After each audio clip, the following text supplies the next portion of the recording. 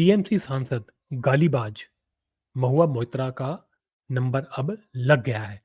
ये नौटंकियों पे उतर गई थी रंगे हाथों पकड़े जाने के बाद। ये कैश फॉर क्वेरी कांड जो हुआ उसके अंदर रंगे हाथों पकड़ी गई थी कि इन्होंने दर्शन हीरानंदानी से पैसे लेकर के पार्लियामेंट के अंदर अदानी के ऊपर बेबुनियाद सवाल उठाए। इनके ऊपर ये इल्जाम था कि इन्होंने पैसा खाया, गिफ्ट्स लिए, फॉरेन ट्रिप्स करी और पूरी फैसिलिटीज ली हीरानंदानी से और ऐश और अय्याशी करी और उसके एवज में ये पार्लियामेंट के अंदर अदानी के ऊपर अटैक कर रही थी। बेसिकली पैसा लेकर के पार्लियामेंट के अंदर ये इस तरह का गोरख धंधा चला रही थी। अब जब से ये खबर सामने आई है तब से ये महुआ मोइत्रा जो है ये गाली गलौज करती, घबराई घबराई, ऊंचा ऊंचा चिल्लाती, लड़ाई झगड़े करती दिख रही हैं।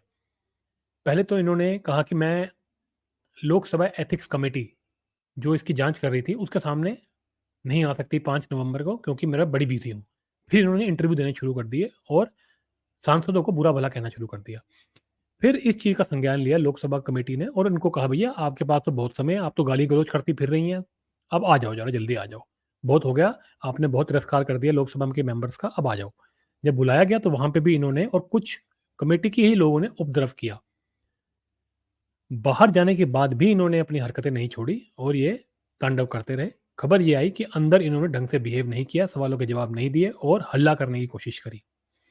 अब ये फाइनली सामने आ रहा है कि लोकसभा एथिक्स कमेटी इनको लोकसभा से निरस्त करने जा रही है।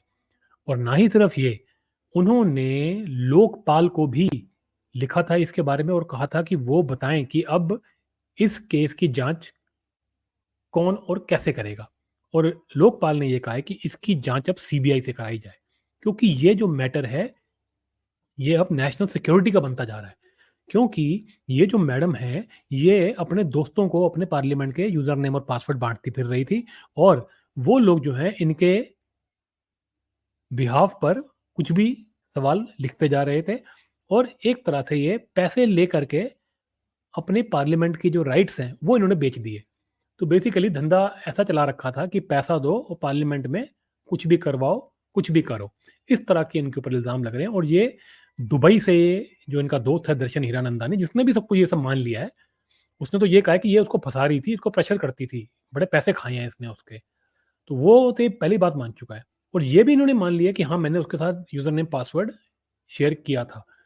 तो अब तो ये नेशनल सिक्योरिटी का इश्यू बन गया क्योंकि दुबई या किसी और कंट्री से कोई और इंसान एक पार्लियामेंटेरियन का यूज़र नेम और पासवर्ड जो है एक्सेस करके वो तो सवाल पूछ रहा है। और दुबई तो आप जानते ही हैं कैसी कुख्यात जगह है, वो तो उसके अंदर तो कैसे-कैसे लोग हैं। भारत देश के दुश्मन तो दुबई में भरे पड़े हैं।